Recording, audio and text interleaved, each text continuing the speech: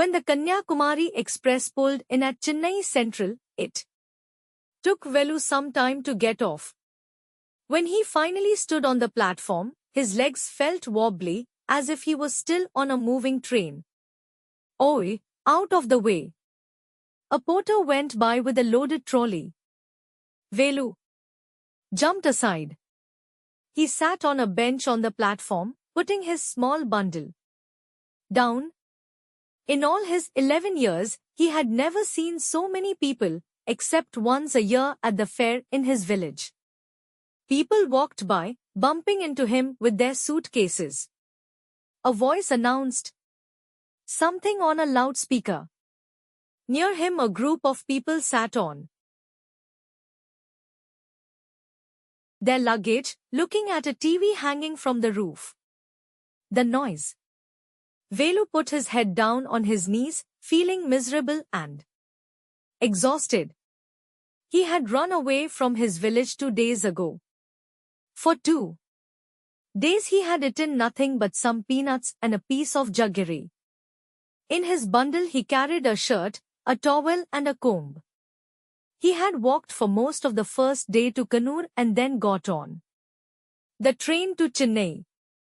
Velu had no money for a ticket, but luckily the ticket collector didn't come to the unreserved compartment. He had tried to sleep on the floor near the door. A group of men next to him had played cards and shouted all night. "Hey! What? New to town, eh?" called out a rough voice. Velu opened his eyes. There were a lot of people standing around, but nobody was looking at him. "Here! Hey!" A girl around Garo. He turned around. Behind him was a girl around his own age, wearing a long banya that came down to her knees. Her hair was stiff and brownish, and she had a huge sack on one shoulder. She was picking up dirty plastic cups from the floor and stuffing them into her sack. "Why is she calling me?" thought Velu. "And why is a girl wearing a banya? No need to stare stupidly. What's your name?" "Velu," muttered Velu, looking away. "So Mr. Velu," said the girl, looking at his bundle. "Run away from home?" Velu didn't answer. He didn't want to tell some strange girl what he had done. He had run away because he couldn't stand his father beating him for one more day. His father would snatch away all the money Velu and his sisters earned and spend it on drink. "Don't think I don't know. This place is full of children like you. So what are you going to do here? Become rich?" She sat down next to him. Velu shifted away slightly. He felt hunger pinching him and pressed his stomach with a grimace. "Hungry?" asked the girl. "You won't get food by sitting here glumly, making faces. I can find some if you want." She picked up her sack and started to walk away. Velu stayed on the bench. What should he do? Should he follow this girl? Where was she going to take him? She was disappearing into the crowd, so he had to make up his mind quickly. "All right," he decided. "Anyway, I have no idea where to go." He jumped up and ran after her. She wasn't even looking back to see where he was.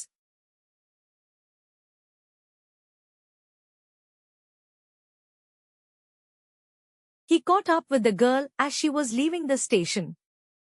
When they got to the road, Velu found that the vehicles kept coming and never stopped for anyone.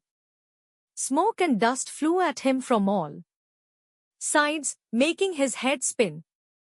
They had to wait for a long time before they could find a gap to run through.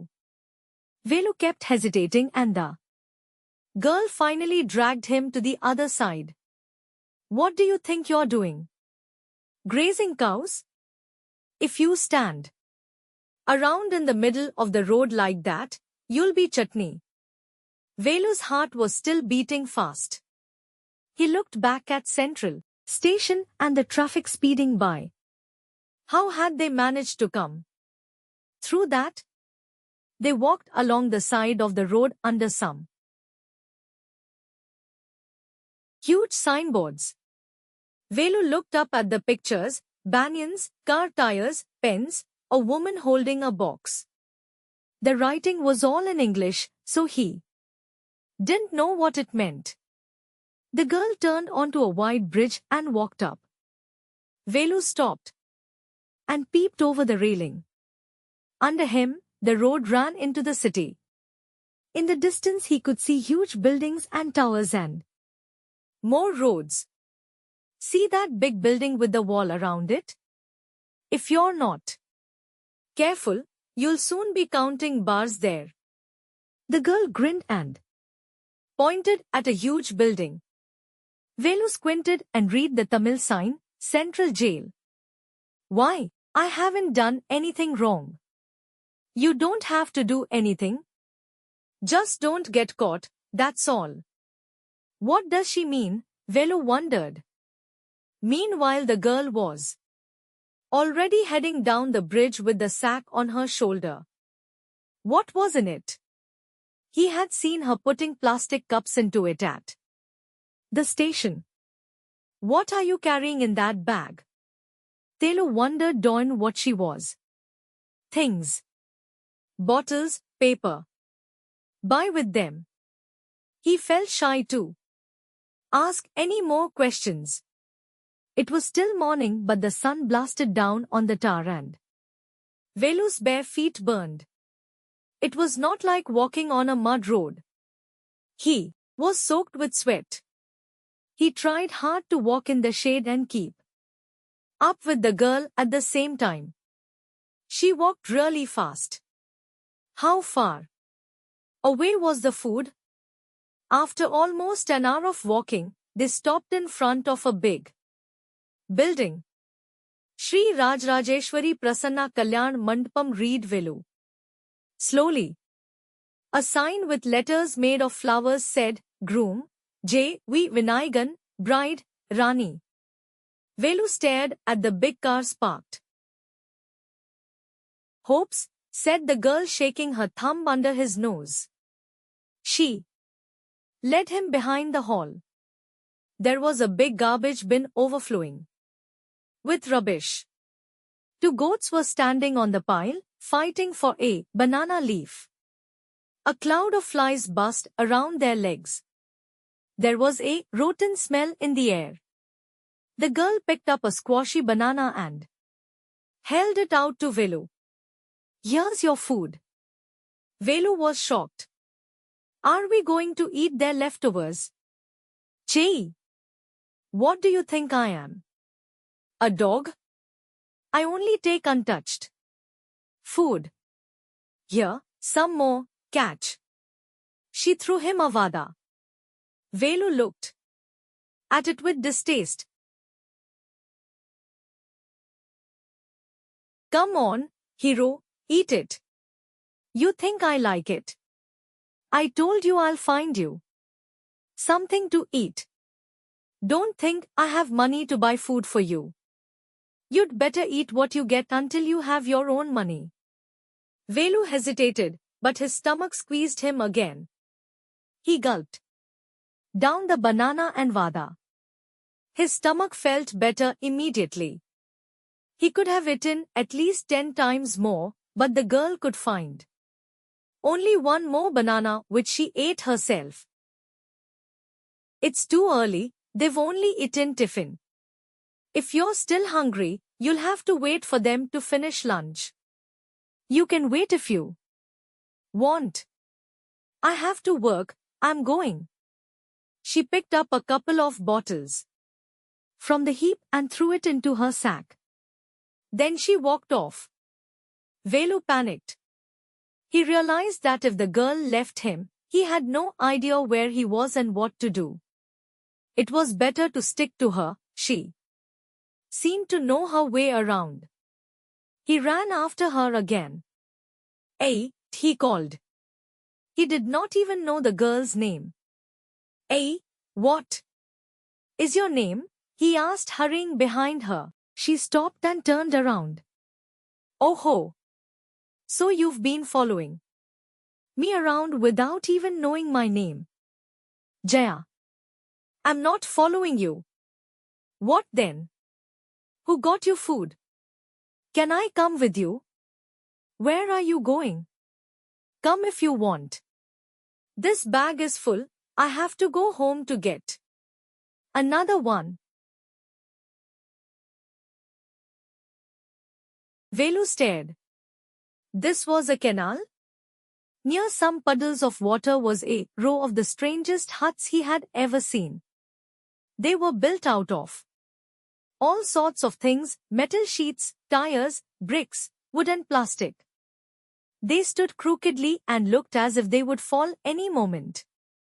"Is this where you live?" "These houses are strange," said Velu. "In our village, the houses are made of mud and palm leaves." Jaya went around to one of the huts and dumped her sack outside. Then she picked up an empty one. "Let's go." She turned to Velu and gave him a shove. "At least help me. Now, here, wear these and come with me."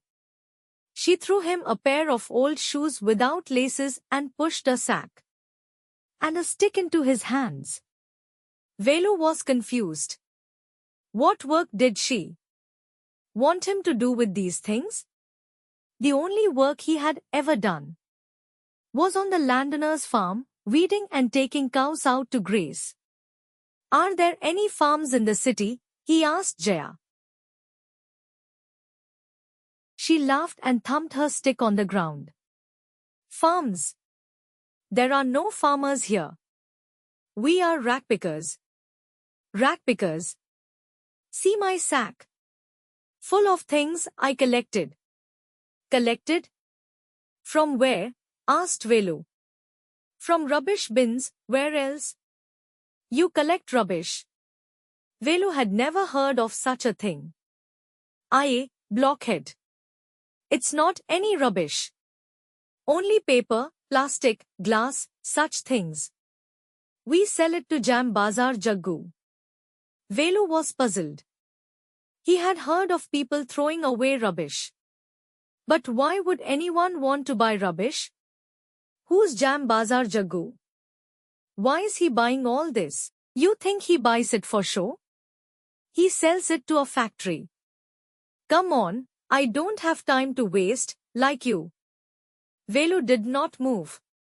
He hadn't run away and come to this new place to dig through garbage bins. Jaya poked at him with her stick. "Look here," she shouted.